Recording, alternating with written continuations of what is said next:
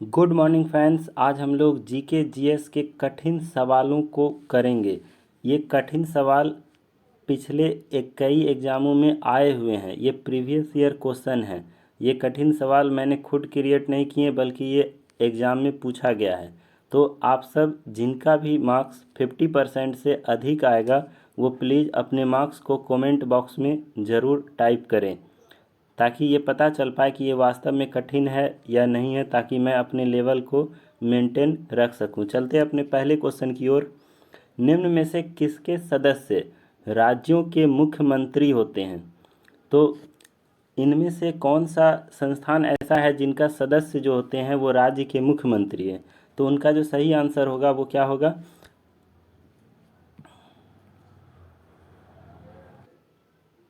राष्ट्रीय विकास परिषद। इसका सही आंसर क्या होगा? राष्ट्रीय विकास परिषद। राष्ट्रीय विकास परिषद के जो सदस्य होते हैं वो राज्यों के मुख्यमंत्री ही होते हैं। अब हम लोग चलेंगे इससे जुड़े इम्पॉर्टेंट फैक्ट्स की ओर जो एग्ज़ाम में पूछे जा सकते हैं। तो इनसे जुड़े जो फैक्ट हैं वो क्या है? पहला क्वेश्चन है कि पदेन अध्यक्ष राष्ट्रीय विकास परिषद जो हैं, इनका जो पदेन अध्यक्ष होंगे वो कौन होंगे? प्रधानमंत्री होंगे। और इस समिति का जो सदस्य होगा वो कौन होंगे? मुख्यमंत्री होंगे। इसका जो सदस्य होगा वो मुख्यमंत्री और पदेन अध्यक्ष जो होंगे वो कौन होंगे? प्रधानमंत्री। यह एक गैर संवैधानिक संस्था है। दोस्तों, ये गैर संवैधानिक संस्था मतलब इसका वर्णन संविधान में नहीं किया गया है। तो जब संविधान में इसका वर्णन नहीं किया गया है तो इसकी क्या आवश्यकता पड़ी? तो इसको जानेंगे। ये जो संस्थान है इनका उद्देश्य काम यही है कि राज्य सरकार की सूचना या रिपोर्ट को ये राज्यपाल की, ये मुख्यमंत्री की जो सूचना होगी या उनका जो रिपोर्ट होगा, उनके वार्ता को वो राज्यपाल के पास पहुंचाएंगे और प्रधानमंत्री की जो सूचना रिपोर्ट होगी उसे राष्ट्रपति की ओर पहुंचाएंगे। ये काम किनका है? राष्ट्रीय विकास परिषद का है। ये गैर संवैधानिक संस्थान है। इसकी स्थापना जो हुई थी वो कब हुई है? 6 अगस्त 1952 को हुई है। इसकी स्थापना कब हुआ? 6 अगस्त 1952 को। इस समय प्रथम पंचवर्षीय योजना के समय इसकी स्थापना हुई है। तो अगर पूछा जाए राष्ट्रीय विकास परिषद को की स्थापना किस योजना के तहत हुई है तो हम लोग बोलेंगे प्रथम पंचवर्षीय योजना के तहत। इसका प्रमुख कार्य हमने बता दिया कि रिपोर्ट पहुंचाना होता है। तो ये थे इनके जुड़े इम्पोर्टेंट फैक्ट। इसका जो सही आंसर होगा वो क्या होगा? राष्ट्रीय विकास परिषद। अगला क्वेश्चन, निम्न में कौन प्रदूषण का उपचार है? प्रदूषण का जो उपचार है वो है प्रतिवर्ती परासरण। इसका सही आंसर क्या होगा? प्रतिवर्ती परासरण। तो इसका जो सही आंसर होगा प्रतिवर्ती परासरण, इसका सही जवाब होगा। अगले क्वेश्चन की ओर हम लोग चलते हैं। नियंत्रक एवं महालेखा परीक्षक, जिनको हम लोग कैग भी बोलते हैं, इसको क्या बोलेंगे? कैग।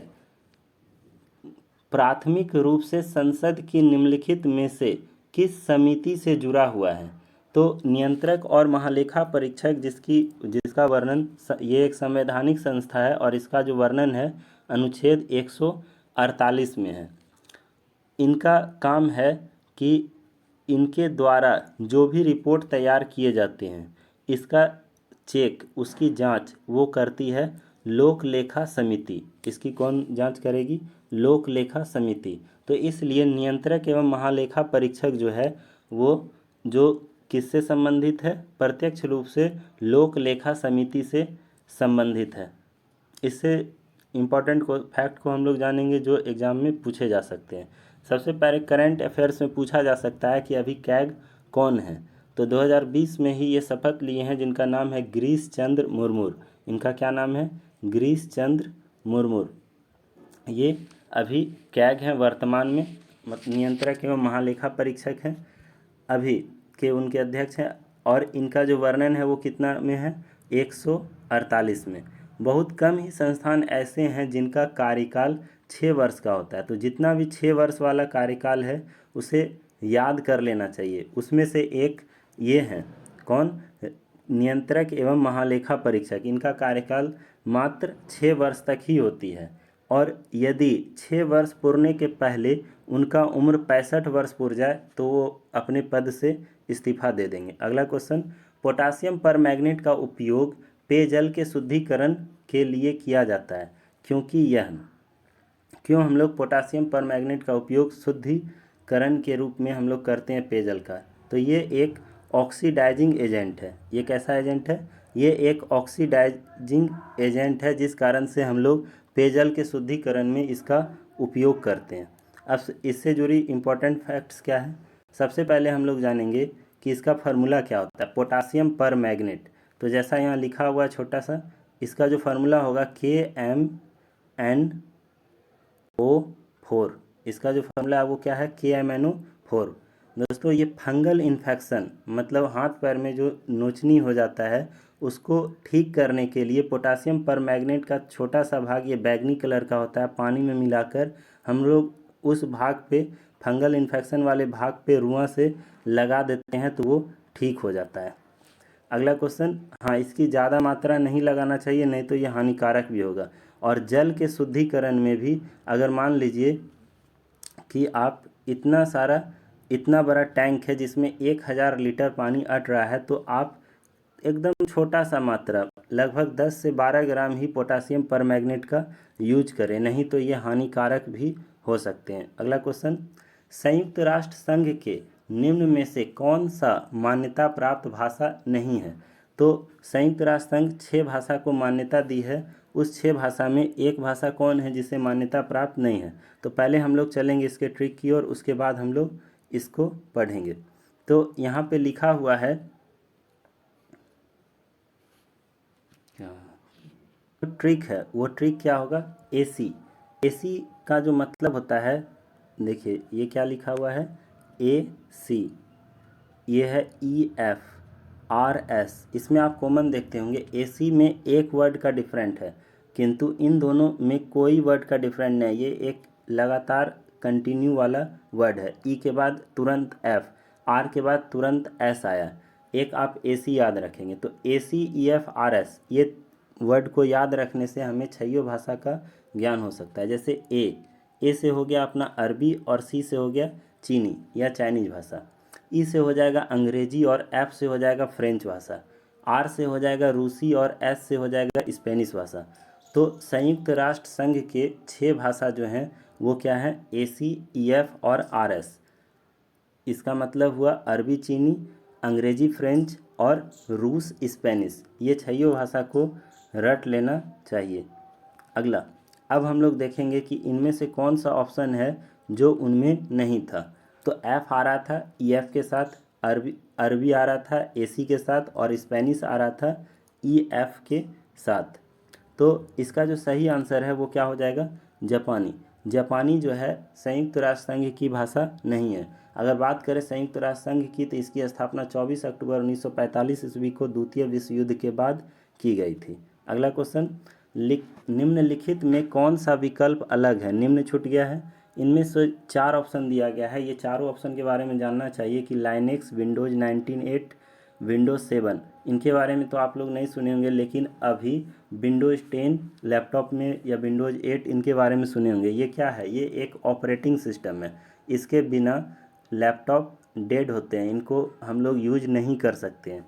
तो जिस सॉफ्टवेयर के द्वारा सिस्टम को चालू किया जाता है उसको हम लोग बोलते हैं ऑपरेटिंग सिस्टम।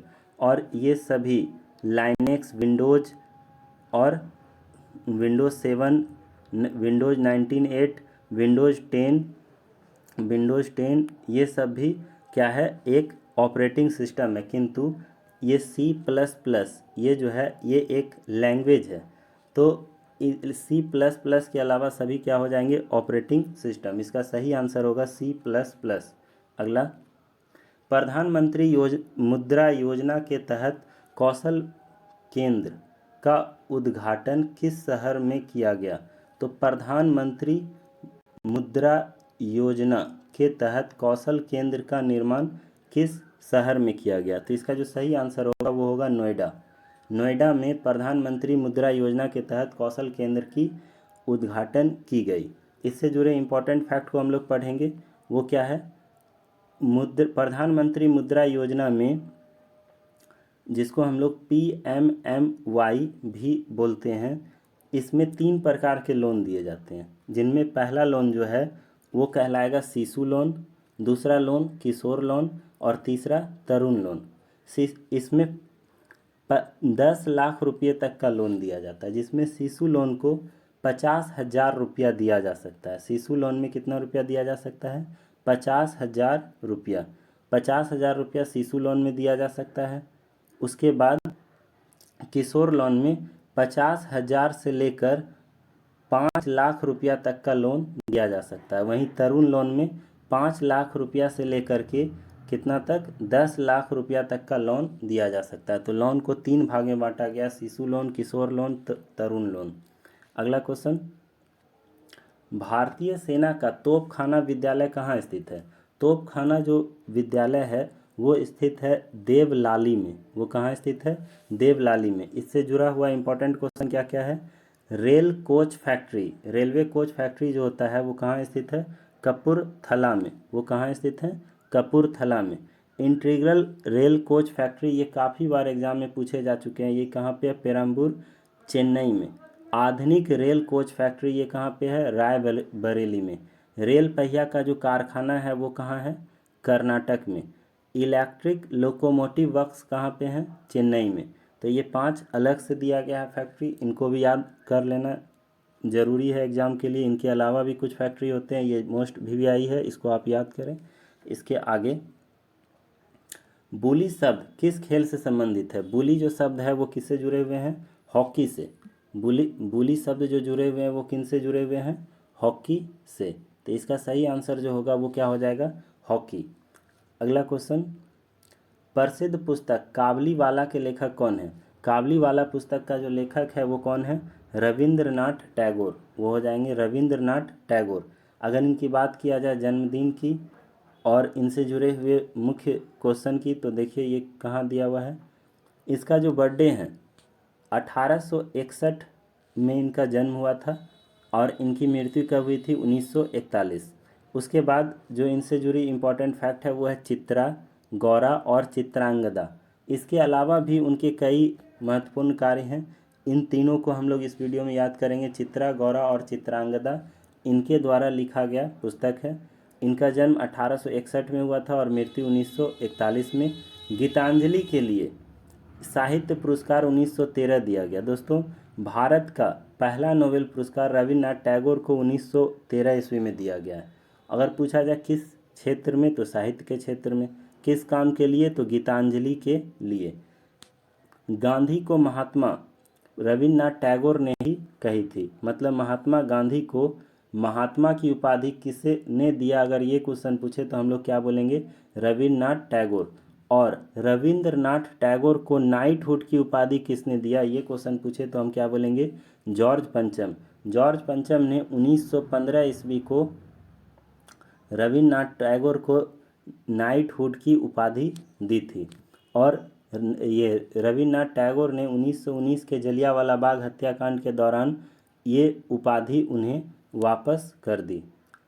तो ये थे हमारे 10 मोस्ट VVI क्वेश्चन जो कठिन थे। इनमें जिनका भी मार्क्स 10 ये 5 से ज़्यादा आया हो वो ज़रूर कमेंट्स करें, और हम लोग इसी प्रकार के और क्वेश्चन को आगे लाते रहेंगे। आप सबसे रिक्वेस्ट है कि हमारे चैनल को ज़रूर सब्सक्राइब करें, ताकि ये 10 के अलावा जो और भी बहुत सारे क्वेश्चन हैं जो अक्सर एग्ज़ाम में छूटते हैं, हम उनको संग्रह करके एक साथ ला सकें। धन्यवाद।